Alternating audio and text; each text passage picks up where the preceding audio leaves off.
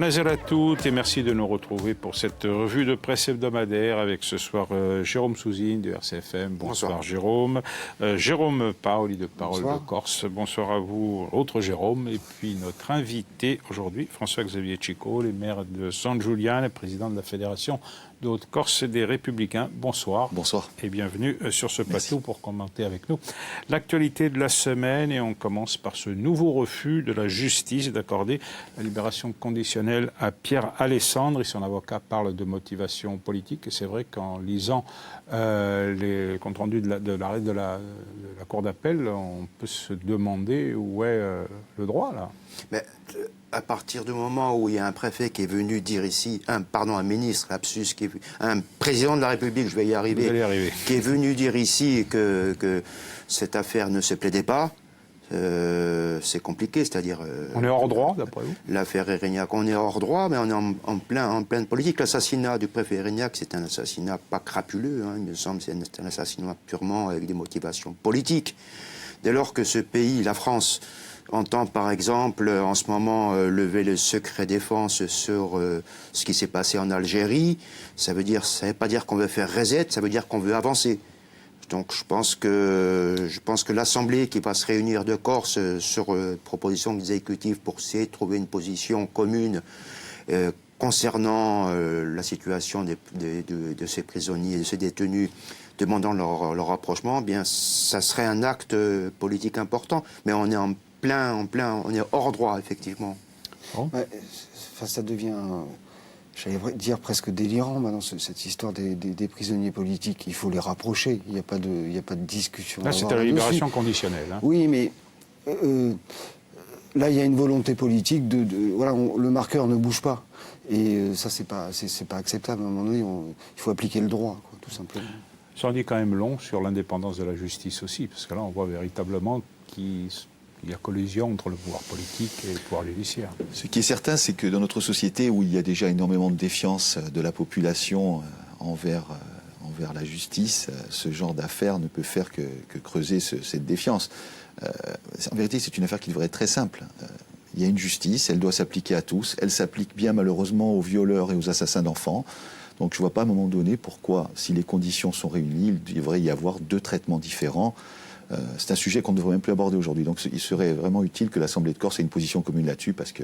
Et là, justement, vous avez été ancien conseiller territorial. Qu'est-ce que peut changer l'Assemblée de Corse? Oui, une position commune, mais comme elle en a eu beaucoup de positions communes sans beaucoup de résultats. Hein. Oui, alors je crois qu'il s'agit d'avoir une position commune et il s'agit aussi de la porter, cette voix. C'est-à-dire qu'à un moment donné, si c'est, comme vous le sous-entendez, juste une délibération de plus à l'Assemblée, on ne peut pas aller bien loin. Mais je pense que s'il y a une vraie position commune demandant l'application du droit et qu'elle soit poussée, y compris au niveau social et au niveau de la population de la Corse, on peut espérer des résultats. Parce qu'encore une fois, là, ça devient vraiment difficile à comprendre. Alors, autre sujet de la semaine, à la lisière de l'économie et de la politique, un retour sur cette amende extravagante que doit payer la collectivité de Corse à Corsica Ferries, 88 millions d'euros pour ne pas avoir respecté le principe de libre concurrence en matière de délégation de services publics. On va écouter Gilles Siméone et puis Pierre Mattei de la Corsica Ferries. Nous disons que cette addition, nous ne pouvons pas être seuls à la payer, nous, collectivités de Corse, parce que c'est de l'argent public, parce que ce système-là, il a été mis en place en connaissance de cause et on ne peut pas faire payer aux Corses d'aujourd'hui, aux générations de demain, les erreurs ou les errements d'hier. Je crois qu'il faut simplement arrêter de polémiquer et se dire, peut-être que ça serait aussi le bon moment pour sortir de ce système de contentieux à répétition, pour enfin appliquer des règlements européens qui sont prévus tout simplement pour que la concurrence se joue et qu'on ne sursubventionne pas, ce qui est le cas aujourd'hui, qu'on ne sursubventionne pas des services très chers. On a entendu beaucoup de choses, Jérôme, sur ce sujet, bon, aussi des choses assez dérisoires, mais comment se fait-il? On n'a pas eu l'explication pour savoir comment on en est arrivé là. L'explication, si Paul Jacob l'a donnée... On va l'entendre après. Parce que, mais de la part des élus de l'Assemblée, ni de l'opposition, ni de la majorité, d'ailleurs. Cette semaine, sur votre antenne, j'ai entendu deux personnes convaincantes. J'ai entendu d'un côté Pierre Mattei, qui a dit notre entreprise a subi un préjudice. Ce préjudice... Oui, enfin, de 88 millions d'euros, ça paraît quand même un petit peu exagéré quand même. L'entreprise a subi un préjudice. Ce préjudice, il est avéré par les décisions de justice. Donc ça, c'est acté. Et de l'autre côté, vous avez Paul Jacob qui vous dit oui, mais ça a été fait parce que l'État l'a demandé. À un moment donné, il faut parler clairement. Et il l'a très bien expliqué dans votre émission. Donc, la logique, c'est de dire, si l'État l'a demandé et que, à l'époque, le président de l'exécutif a suivi les demandes de l'État, il ne serait pas illogique que l'État participe à la réparation. Voilà. Alors justement, on va écouter Paul Jacob, et ensuite on continuera le débat là-dessus. L'exécutif en place a la responsabilité d'avoir signé cette convention. Mais mettons-nous à sa place. Et moi, j'ai eu le récit de la manière dont ça s'est passé, notamment par Antoine Sital. Il a dit ça a été monstrueux. C'est-à-dire qu'on nous faisait une pression absolument extraordinaire, qu'on nous menaçait de supprimer tout. Qu'est-ce que vous voulez? Qu'on nous garantissait que c'était légal. Vous savez très bien que ça ne l'était pas. Etc., etc. Donc, finalement... ils ont cédé. Ils ont eu tort de céder, sans doute, mais c'est pas facile de ne pas céder. Aujourd'hui, c'est l'accident payé. Alors aujourd'hui, l'État a une responsabilité majeure dans cette affaire, c'est-à-dire c'est lui qui a imposé ça. C'est pas une invention locale et régionale. C'est pas Anchantine ou Camille de Rocazza qui a inventé ça. C'est l'État qui l'a imposé de manière très claire. Et l'État voulait imposer des tas de choses. Par exemple, l'État m'a dit à moi « Ah, mais il y a Bruxelles qui a demandé le recouvrement, que vous recouvriez tel temps, mais tout ça, ça ne vaut rien. Il faut s'y opposer. » C'est quand même une histoire assez extravagante, François-Xavier Tchéco. La Corse va payer une ardoise dont elle n'est pas forcément responsable totalement. C'est un secret pour personne que je n'ai pas été souvent d'accord avec Paul Jacob, mais sur le coup, je le rejoins. C'est le seul qui donne une explication. Je le rejoins totalement. Aujourd'hui, il ne s'agissait pas d'une affaire, du tout d'une affaire simplement corse, mais d'une affaire qui, au bas mot, mettait en cause l'équilibre avec l'autre versant de la Méditerranée, voire la paix sociale jusqu'à Paris. Donc il est clair qu'il y a eu des pressions, et il est clair que l'exécutif en place en Chantilly à l'époque n'a eu d'autre choix que d'aller sur ce terrain. Moi je crois qu'il faut se souvenir qu'à cette époque il y avait une grève par an, hein, c'est l'agriculteur qui vous parle, 25 ans de SNCM, 25 ans de grève sur les 25 dernières années, une situation sociale abominable, des pressions sur les élus. Et ce qui a été fait, bien sûr, constitue une faute, le tribunal l'a démontré, mais quant aux responsabilités, aujourd'hui, il est impensable de penser que l'État, sur cette affaire-là, à l'époque, puisse s'exonérer de responsabilité. Ce n'est pas la collectivité seule qui a décidé de se lancer dans cette affaire. Donc, je rappellerai simplement les chiffres. Il s'agit quand même de 40 millions d'euros qui ont été donnés à la SNCM sur la période incriminée, à savoir 2007-2013. Donc, on est sur des sommes colossales. Et je pense qu'aujourd'hui, il serait naturel que l'État, d'une manière ou d'une autre aussi, participe à la réparation du préjudice. Je pense que sur ces sujets-là, Gilles Simeone, en tout cas, a raison. Il paraît difficile de dire que c'est à la seule collectivité d'assumer. N'oublions pas non plus comment la SNCM était là, les bateaux qui étaient achetés en dépit du bon sens parce qu'ils avaient aussi un rôle militaire, la paix sociale, et il faudrait quelques émissions rien que pour parler de ça. Donc, très clairement, ce n'est pas la seule faute de l'exécutif de l'époque, et tout simplement de la seule Corse. Jérôme Sousini, 200 millions d'euros qui auraient dû être réclamés par l'État ou par la collectivité à Bruxelles, ça a été bloqué. C'est une succession d'aberrations. Mais aujourd'hui, vous pensez que l'État va payer sa quote-part ? Quoi qu'il en coûte, oui, il va falloir qu'il paye. J'ai l'impression, dans le sens où l'État, depuis longtemps, a refilé ce bébé empoisonné qui est celui de l'enveloppe de continuité territoriale à la Corse. Ils voilà. On dit, vous gérez ça. Sauf que, effectivement, comme on vient de l'expliquer, les choses se jouaient ailleurs. Les choses, c'était la SNCM qui menait la barque, c'est le cas de le dire complètement. C'est-à-dire qu'on se souvient de Jean Badjione qui, à l'époque, dénonçait les dépenses somptuaires de la compagnie, qui avait fait construire, je crois que c'était le Napoléon Bonaparte, Dieu le bénisse, ce beau bateau. Mais voilà, c'est combien de millions de francs un bateau comme celui-ci qui ne se justifiait pas. Et la collectivité de Corse suivait, prenait le train en marche. Là, c'est des bateaux. Elle n'avait pas trop le choix. Elle n'avait pas trop le choix. Et donc, comme je dis, quoi qu'il en coûte, bien, il faut que la France, tout simplement, mette la main à la poche. C'est pas la Corse. Mais aujourd'hui, qu'est-ce qui garantit le fait qu'il y aura une prochaine DSP ? Qu'elle ne soit pas aussi entachée Alors, je pense que Pierre Mattei a dit quelque chose d'important dans le reportage que vous avez diffusé. Il a dit il faut arrêter et il faut payer le juste prix. En clair, ce qu'est en train de dire Pierre Mattei, et je m'inscris totalement sur ce point-là, c'est que les choses évoluent. On sort d'une année, tout le monde s'accordera à le dire, qui est plutôt très bonne touristiquement, et cette aide doit vraiment servir quand il y a besoin qu'elle serve. Il faut encore une DSP. Voilà, en tout cas, il ne la faut plus comme elle l'est aujourd'hui.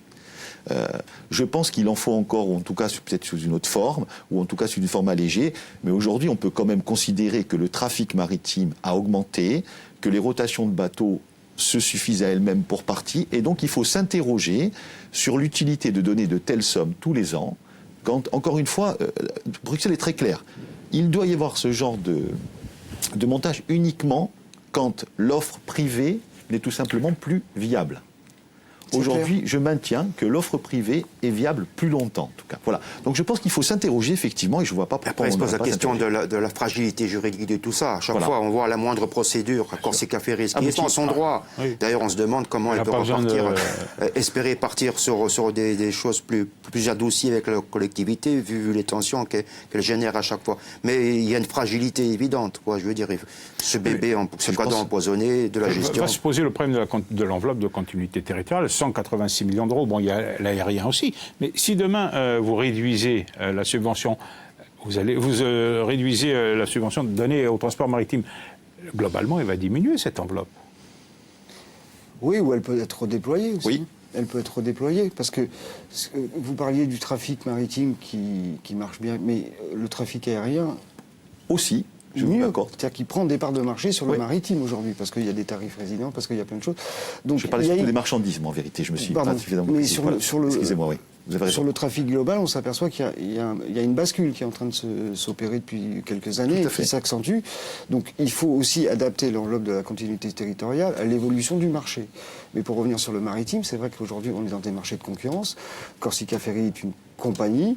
Vous avez Corsica Linea, vous avez la Méridionale. Donc le marché, il est concurrentiel. Il faut laisser faire le marché. C'est ça. Et à partir du moment... concurrentiel, sauf pour les gens qui prennent le bateau, parce qu'on n'a pas tellement vu de baisse des prix sur les passages. Sur le maritime, c'est totalement vrai. Autant c'est vrai sur l'aérien. L'aérien, on l'a vu, oui. On l'a vu concrètement. Mais il y a des redéploiements possibles. Aujourd'hui, je vous signale quand même que, par exemple, qu'il n'y ait pas une offre personnes âgées ou personnes malades ou étudiants pour l'aérien, c'est tout simplement inadmissible. Aujourd'hui, on a des gens qui sont dans le besoin pour aller étudier ou autre. Et aujourd'hui, on nous dit non, mais c'est tout le monde le même prix. Il y aurait des redéploiements qui, à mon avis, seraient évidents, qui ne seraient pas contestables et qui pourraient amener quelque chose. Oui, il faut réadapter par rapport à l'évolution des transports en Corse. Et puis le fait qu'il y ait plusieurs compagnies, il n'y a pas vraiment de concurrence. En tout cas, sur les prix, on ne la voit pas forcément. Ah ouais. Mais comme vous le disiez tout à l'heure... En plus sur le fret, parce que la répercussion sur le panier de la ménagère, ça ne se voit pas beaucoup non plus. Hein. Vous parlez de Corsica Ferry, mais... On parle des deux. Je vais faire amener une pointe d'humour. C'est à se demander s'il a intérêt à répondre, puisque je pense qu'il n'a jamais gagné autant d'argent que depuis qu'il emporte... On parle quand même de 80... Oui, mais c'est... non, c'est tribunal. Il a gagné de l'argent. Non, il n'a pas gagné de l'argent. Il a été défavorisé. Donc à un moment donné, il faut bien qu'il y ait un équilibre. Enfin, il faut que ce soit... Oui, enfin, il n'a pas toujours été défavorisé. Rappelez-vous l'aide sociale. Il a bénéficié, lui, voilà, dans le bon sens, en étant tout à fait honnête, il a bénéficié lui aussi des aides qui, si elles avaient été attaquées, auraient connu le même sort. Mais il n'a pas fait 86 millions de marge nette non plus, quoi. Vous voyez, quand il a gagné de l'argent... La somme apparaît à tout le monde quand même relativement importante. Après, on n'est pas dans le détail des experts, mais... Oui, c'est ça, oui. Là aussi, on ne sait pas exactement l'expertise, par qui elle a été faite, comment elle a été faite. Enfin bref. De toute manière, on n'a pas fini d'en reparler. Allez, on passe au deuxième sujet, avec cette droite qui se cherche désespérément un candidat pour la présidentielle. Les militants ont décidé par un vote la désignation du candidat à travers un congrès extraordinaire qui est prévu au mois de décembre. Exit donc la primaire. On écoute à ce propos ce qu'en dit Jean-Jacques Ferrara, député LR d'Ajaccio. Je suis membre des LR, je siège dans le groupe des LR à l'Assemblée nationale. J'ai été élu sous la bannière LR. Je serai candidat aux prochaines législatives sous cette même bannière.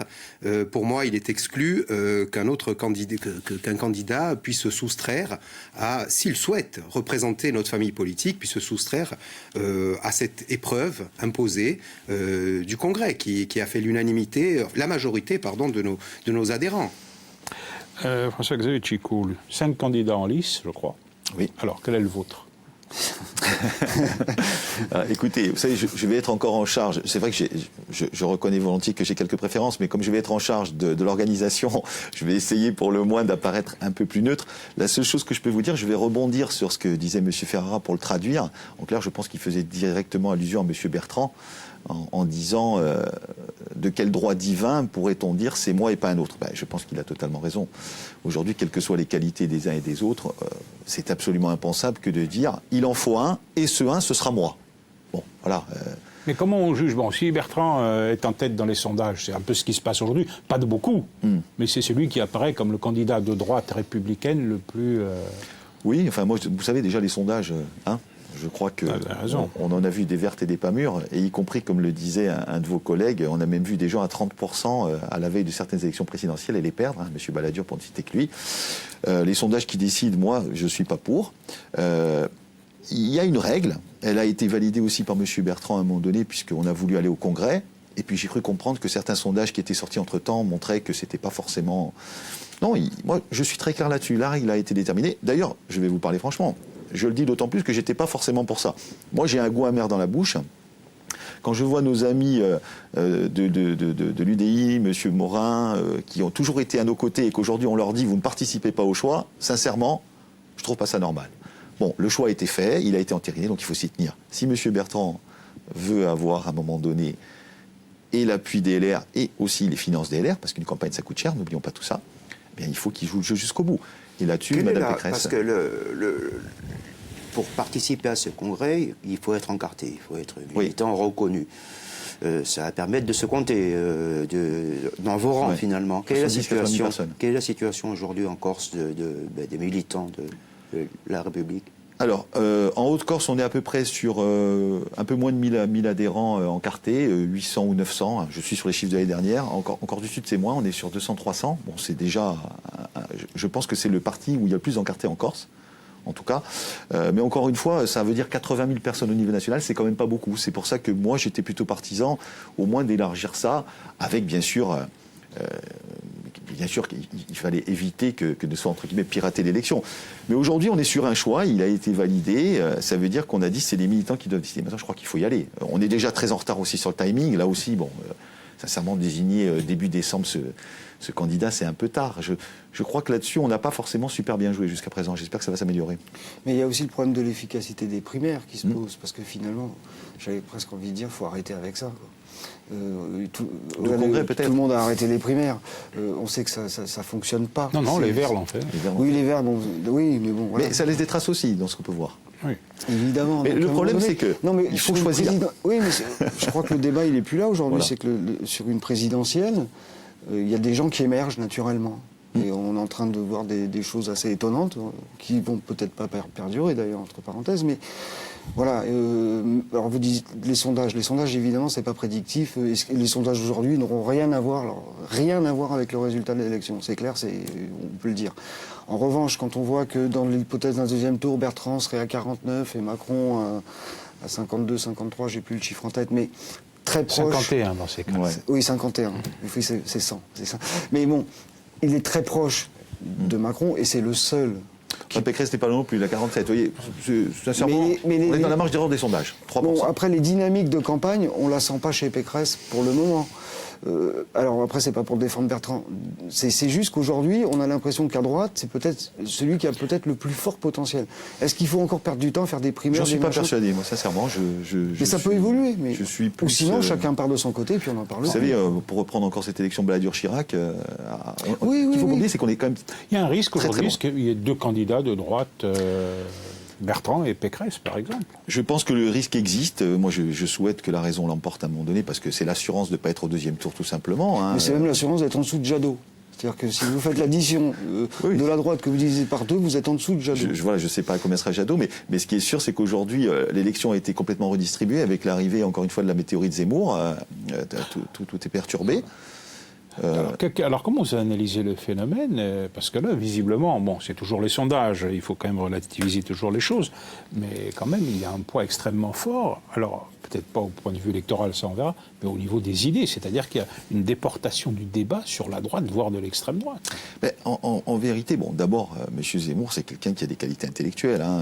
Voilà, c'est un de vos confrères, c'est un érudit, c'est quelqu'un qui est très bon dans les débats, c'est quelqu'un qui a une bonne connaissance historique, même si des fois il a retranscrit d'une manière pour le moins un peu originale, quand je prendrais les propos sur Vichy par exemple, mais il a un certain talent. Après, à l'inverse, je vous dirais qu'il est quand même assez monolithique dans son débat. Il ne parle toujours que de la même chose. On parle du déclin de la France ou du remplacement, ou alors on parle de la perte d'influence. Ce sont des sujets, comme dirait quelqu'un, c'est pas tellement mon confrère. Voilà. Non, mais quand je dis confrère, vous m'avez compris. C'est un journaliste. Simplement, j'ai envie de parler du Liban. C'est un pays que vous connaissez, que vous accompagnez sur certains fronts caritatifs et de façon personnelle, sans trop le faire savoir d'ailleurs. C'est tout à votre honneur. Vous connaissez bien ce pays. Et quand cette bébête qui monte là dit que en 2050, la France, ça sera comme le Liban, avec des communautarismes à outrance. Qu'est-ce que vous en pensez de présenter un spectre comme celui-ci de la France en parlant d'un pays qui est dans une situation de catastrophe absolue? Mais c'est pas du tout nouveau. C'est l'extrême droite. Il faut mettre un nom sur des actes. Et lui, il dit que c'est le RPR. Pardon ? Lui, il dit que c'est le RPR. Ah bon ? Bah écoutez, on ne doit pas avoir la même vision. Heureusement d'ailleurs, on ne doit pas avoir la même vision du RPR. Non, mais c'est un discours d'extrême droite qui nous annonce les guerres entre populations d'ici quelques années en France, les grandes purges. Donc on est vraiment sur ces diatribes. Beaucoup, y compris sur vous. Quand je dis vous, c'est évidemment les Républicains ou la droite républicaine. De façon, on voit les positions de Barnier sur l'Europe, alors que toute sa vie, ça a été tout le contraire. Vous avez entièrement raison. C'est-à-dire qu'aujourd'hui, il surfe sur un vrai problème. Aujourd'hui, en France, dire qu'il n'y a pas quand même de problème de communautarisme ou qu'au niveau de l'immigration tout a été fait comme il fallait, je pense qu'on ne peut pas non plus le dire quant à l'objectif. Après, la manière dont lui appréhende le sujet et surtout ce qu'il préconise derrière, on est sur des choses extrêmement graves. Enfin, vous savez, le fait que ce soit quelqu'un d'érudit, de calme, lui permet de dire certaines choses qui, dans la bouche, par exemple, de Le Pen, auraient provoqué des réactions incroyables. Ce qui a quand même été dit sur Vichy et qui a été démenti par tout le monde, c'est qu'il a quand même dit qu'à un moment donné, l'action du gouvernement de Vichy avait permis de protéger les juifs français, grosso modo en envoyant à l'abattoir les juifs étrangers. Ce qui a été démontré, qui est totalement faux, il suffit de retrouver à l'époque le procès qui a suivi, parce que c'est le discours de Laval et de Pétain, c'est pas nouveau ça aussi. Vous voyez, on est tout le temps sur du relent, du réchauffé. Parlons de votre parti, une question qui se pose quand même à l'approche de ces élections. Et dans cette campagne interne, est-ce que la période Fillon, cette bérésina de ce moment, le deuil a été fait? En tout cas, c'est le déclenchement de la perte d'influence et de la chute des Républicains. C'est clair, aujourd'hui, l'affaire Fillon a provoqué, pour nous, des réactions extrêmement négatives. On a une grande partie de nos adhérents qui nous ont quittés, certains pour l'extrême droite, d'autres pour le président de la République. Je ne suis pas certain encore qu'on en ait fini. Ce qui nous manque aussi cruellement, ça a été dit, hein, malheureusement, la primaire ou autre n'est pas une solution, c'est qu'on a aussi une absence de leader. Hein, on est un parti traditionnellement qui s'inscrit derrière un leader. Aujourd'hui, cette absence nous coûte très cher. Mais c'est ce qu'a dit d'ailleurs Sarkozy, où il dit si Zemmour monte aujourd'hui, c'est parce qu'il y a un vide politique. Mais complètement. Et je pense que l'analyse, elle n'est pas mauvaise du tout là-dessus. Mais elle est absolument pas mauvaise. La seule chose, c'est qu'il ne faut pas désespérer. Je le disais tout à l'heure, d'un côté, on a cet affaiblissement des LR encore par l'arrivée de Zemmour, mais quelque part, il rend l'élection beaucoup plus ouverte. Aujourd'hui, on peut quasiment s'accorder à dire que, sauf catastrophe, le président de la République sera au deuxième tour. Mais avant, pour être au deuxième tour, il fallait par exemple être à 21-22%. C'est d'ailleurs un des problèmes de Marine Le Pen. Elle était tellement persuadée d'être au deuxième tour qu'elle a commencé à changer son discours en le rendant plus audible pour gagner un deuxième tour et plus soft. Mais elle est en train de perdre les gens qui attendaient un discours plus dur. Donc on voit que cette élection, quand même, on est quand même loin. Hein. Elle est incertaine. Alors, dernière question. Sur la Corse, aujourd'hui, la droite est dans l'opposition à la collectivité de Corse. Elle joue son rôle d'opposant. Mais réellement, est-ce qu'il y a des idées nouvelles? Parce que sur les dossiers, on entend toujours le même discours, que ce soit sur le PADU, que ce soit sur le développement, que ce soit sur les déchets, les transports, etc. etc. On a l'impression qu'il n'y a pas vraiment un renouvellement, là aussi, du logiciel. Hein. Vous savez... Bon, c'est un peu plus difficile pour moi de vous parler des gens, puisque je n'y suis plus, mais enfin, pareil, hein, je ne suis pas forcément un fan politique parce que je mets les pieds dans le plat.